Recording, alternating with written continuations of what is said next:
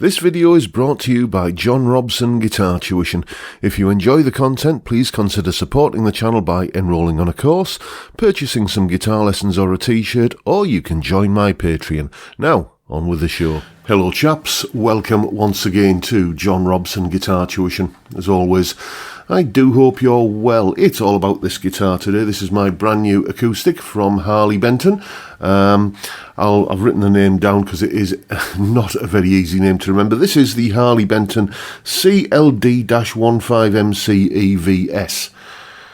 I've made this point many times before, and I'm going to kind of just bore you with it again, basically, but I do wish manufacturers would give a memorable name to the models that they create, because I mean CLD-15MCE VS may be a useful way of cataloguing a particular guitar in a warehouse racking system, but it's hardly a memorable kind of selling point for people to remember the name of the guitar. Harley Benton do this. Harley Benton make, kind of the Fusion models and, the Amarok and the Dullahan models and stuff, so they're not averse to giving their guitars names. I just wish they'd extend it across the whole range. That's all. Anyway, point made.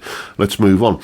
I bought this guitar as a bit of an upgrade to the other Harley Benton guitar you can see on the wall there. That is, again, I have no idea what the model number is, but it's a £75, or I paid £75 for it a few years ago. Dreadnought Electro Acoustic style guitar. It owes me nothing. It's been a good little workhorse for me for when I've needed to do acoustic parts. But the way I use an acoustic guitar is very much in a mix to add depth and texture to it. It's never usually the featured instrument, although we're going to feature this one today. So I tend just to kind of use the plugged-in sound. And I wanted something that's got a good plugged-in sound. That one's not bad, but it does sound quite a bit plasticky and piezo-y. Whereas, so if I get this one here, which has got the Fishman, is it Precis or Precise preamp in it, Fishman pickup, I thought it's got to be an upgrade over that one there. This has got like all solid construction and everything, solid mahogany. I don't think there's any laminate anywhere in this guitar. So I'll tell you what, let's have a listen to what the plugged-in sound of this guitar is actually like. I've recorded a little piece of music. All of the guitar parts that you're going to hear are using the kind of jack output straight into the interface and into Reaper, where I added a little bit of compression and reverb to everything that I did, and it sounds like this.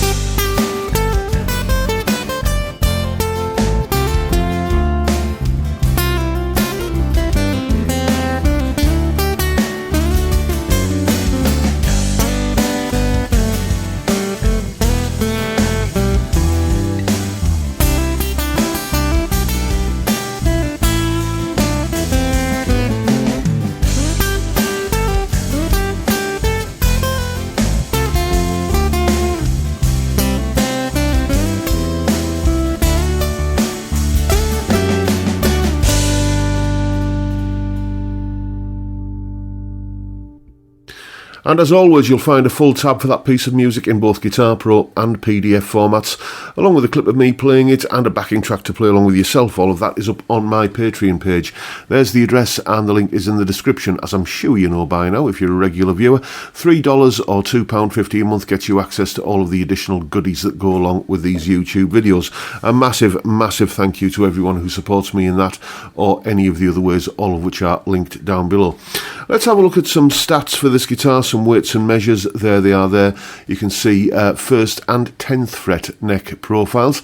I did the 10th fret because by the time you get to the 12th fret, you're starting to kind of run into the you can't see which way, you start to run into the kind of heel back here, so I thought I'd go 1st and 10th fret just to kind of give you an idea of how the neck shape evolves as you move up. We've got a weight of 2.15 kilos, nut width of 42.6 millimeters, 643 millimeter scale length, and a bone nut. If you're interested in any more of the specs for this guitar, then check out the link down in the description. So, what do I think of this guitar then? Well, I really rather like it. It is not without its faults, and I'm going to run you through those right now. As I mentioned in the unboxing video, the tuning pegs look a lot like Grover's, but that's where the similarity ends. They're not very good. Basically, I'm going to be swapping those out at an early opportunity. I've tightened the little kind of screws on top as much as they'll go, but there's still that little bit of give, that little bit of slack. You turn the peg and it moves a fraction of a turn before anything happens on the actual post. You feel a little bit disconnected from the tuning process. The other thing that I mentioned in the unboxing video is it's not exactly fret sprout, but the fret ends don't feel finished. If I do this, you know, it's snaggy and rough. It's all right if you do that, you know, so I suppose it doesn't affect the playing experience, but, you know, for want of a few minutes with a fret end file, it seems, you know, daft not to sort those out. So I'm going to sort those out when I, you know, when I basically put the new tuners and new strings on. You know, it's not a bad sounding guitar plugged in, I hope you'll agree, but inevitably people are going to ask me what it sounds like when it's unplugged, what it mic'd up sound is like. So we're just going to be going through the room mic here, and I just need to turn the gain down. I've probably gone very quiet now on that, and this is what the unplugged sound sounds like.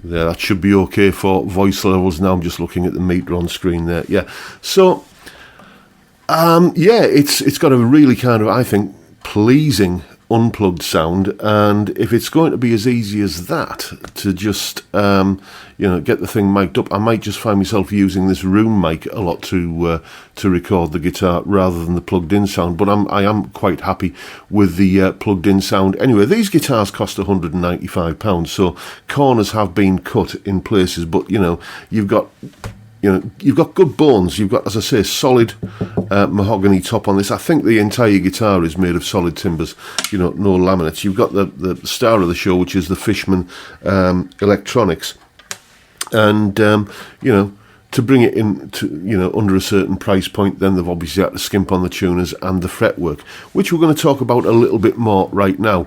Maybe you noticed in that little demo there, but there are quite a few kind of rattly, buzzy, dead kind of spots on the neck.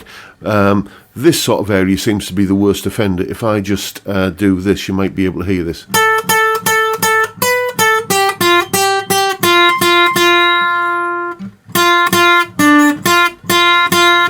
It gets a little bit sitar-like there, doesn't it? But, you know, again, a little bit of work to do on a guitar that cost under 200 quid.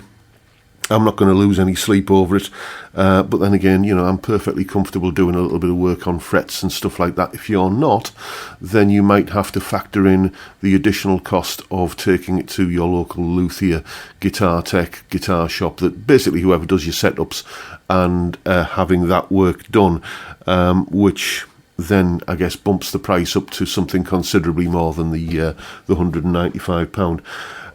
But there it is. All in all, it's a nice little guitar. It's not without its faults, but they're not serious faults, and they're easily remedied. So that will be something that I will endeavour to do once I've worn these strings out. You know, none of the things that I've mentioned here, like the tuners or the slightly kind of shoddy fretwork, are bad enough for me to think I need to do that immediately. I need to sort that out immediately. I'll get round to doing it when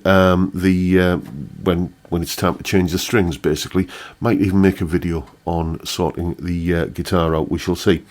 But there you go, folks. That is my review and demo of the Harley Benton CLD 15MCE VS Electro Acoustic Dreadnought guitar. Make of it what you will. Hope you've enjoyed the video and found it useful, informative, and possibly even a little bit entertaining. And if that's the case, please hit the subscribe button and the notification bell if you haven't already done so. And why not drop me a like while you're at it? Don't forget the live stream every Friday, 5 PM UK time. We drink beer, we talk about music and guitars, amongst many other things. It's a great way to kick off the weekend, and I'd love to see you there if you can make it. But for now, I'll bid you all a good day and say thank you so much for watching. Thank you for your time. Look after yourselves, folks. Stay well, stay safe, and above all, stay sane. Bye for now.